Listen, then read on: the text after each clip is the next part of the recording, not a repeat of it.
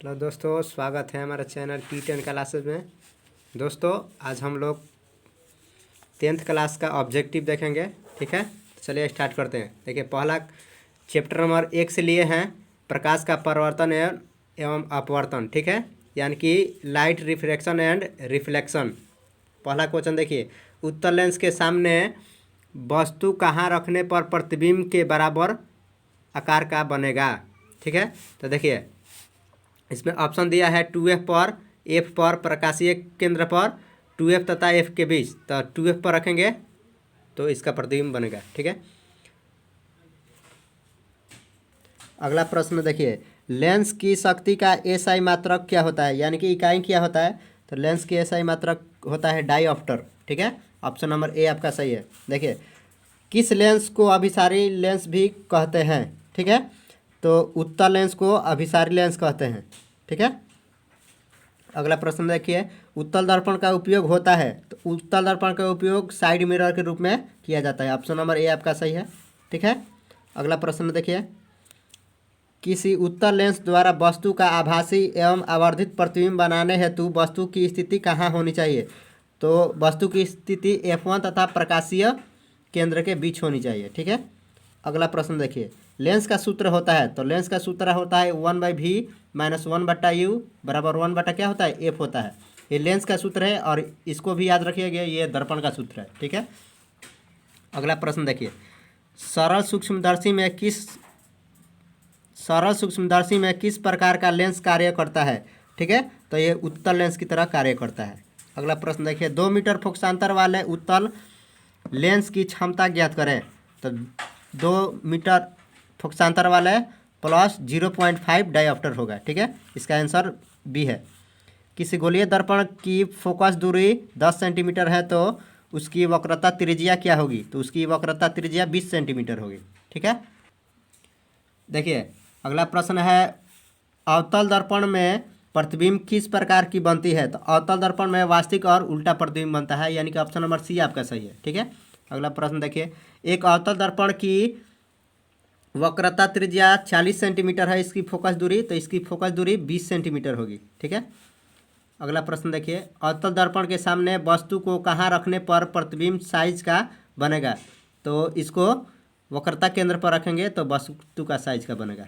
अगला प्रश्न देखिए, किसी अवतल दर्पण की वक्रता त्रिज्या 30 सेंटीमीटर है, उसके नभ्यांतर का मान क्या होगा, यानी कि उसके नभ्यांतर का मान, तो उसका नभ्यांतर का मान 15 सेंटीमीटर होगा। ठीक है, अगला प्रश्न, जब प्रिज्म से किसी प्रकाश किरण का अपवर्तन होता है तो आपतित किरण एवं निर्गत किरण के बीच बने कोण को क्या कहते हैं। तो आपतित किरण और निर्गत किरण के बीच बने कोण को विचलन कोण कहते हैं। ठीक है, अगला प्रश्न देखिए, निम्नलिखित में जल का अपवर्तनांक कौन सा है।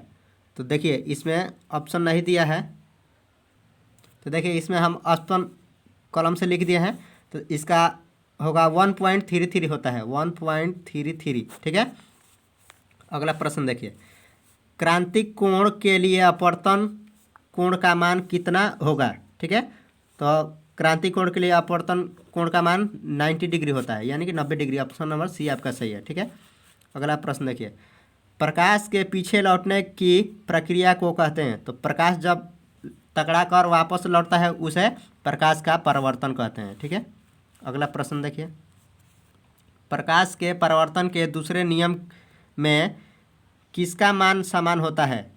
तो आपतन कोण परावर्तन कोण के बराबर होता है। ठीक है, अगला प्रश्न देखिए, प्रकाश के अपवर्तन और परावर्तन के कितने नियम हैं। तो प्रकाश के परावर्तन और अपवर्तन दोनों के 2 नियम होते हैं। ठीक है, दाढ़ी बनाने में कौन दर्पण उपयुक्त होता है। दाढ़ी बनाने में अवतल दर्पण का उपयोग होता है। देखिए अगला प्रश्न है 21 नंबर, एक व्यक्ति समतल दर्पण की ओर 4 मीटर प्रति सेकंड की चाल से आ रहा है। व्यक्ति को समतल दर्पण में बना अपना प्रतिबिंब किस चाल से आता हुआ प्रतीत होगा। ठीक है, तो ये 4 मीटर सेकंड पर रफ्तार से दौड़ रहा है। ठीक है, तो देखिए इसका डबल कर देंगे तो कितना हो जाएगा 8, यानी कि दुगुनी चाल से चलता है। ठीक है, तो इसका ऑप्शन होगा सी, 8 मीटर पर सेकेंड। अगला प्रश्न देखिए, यदि किसी समतल दर्पण को 4 डिग्री कोण से घुमा दिया जाए तो परावर्तित किरण घूम जाती है। ठीक है, तो परावर्तित किरण जो होती है वो 8 डिग्री पर क्या करती है, घूम जाती है।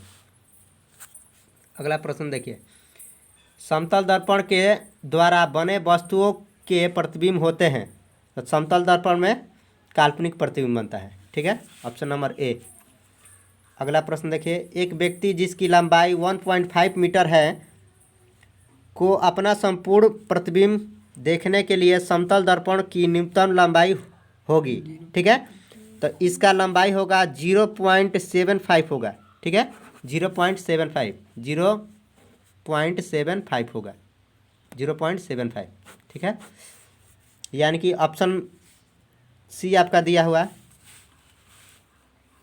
अगला प्रश्न देखिए, समतल दर्पण MN पर AB एक आपतित किरण AB एक आपतित प्रकाश किरण है। आपतन कोण का मान होगा, देखिए इसमें दिया है आपतन कोण का मान बताना है, तो आपतन कोण का मान आपका होगा 50 डिग्री होगा। ठीक है, 50 डिग्री होगा, यानी कि ऑप्शन नंबर बी आपका सही है।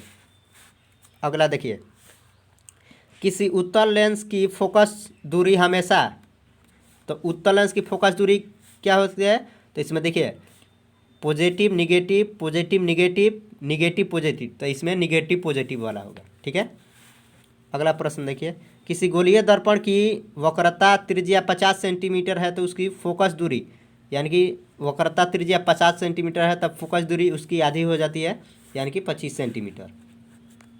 अगला प्रश्न देखिए, निम्न में से कौन सा पदार्थ लेंस बनाने के लिए उपयुक्त नहीं किया जा सकता है, तो मिट्टी का उपयोग नहीं होता है। ठीक है, अगला प्रश्न देखिए, किसी शब्दकोश यानी कि डिक्शनरी में पाए गए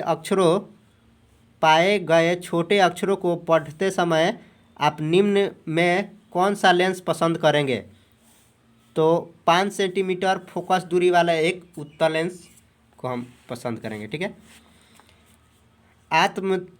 आत्मदीप्त वस्तु, तो देखिए जो स्वयं प्रकाश उत्सर्जित करता है उसे आत्मदीप्त कहते हैं। देखिए ऑप्शन नंबर ए आपका दिया है। अगला प्रश्न देखिए, उत्तल दर्पण द्वारा बड़ा प्रतिबिंब होता है। ठीक है, तो उत्तल दर्पण में सीधा और छोटा प्रतिबिंब बनता है।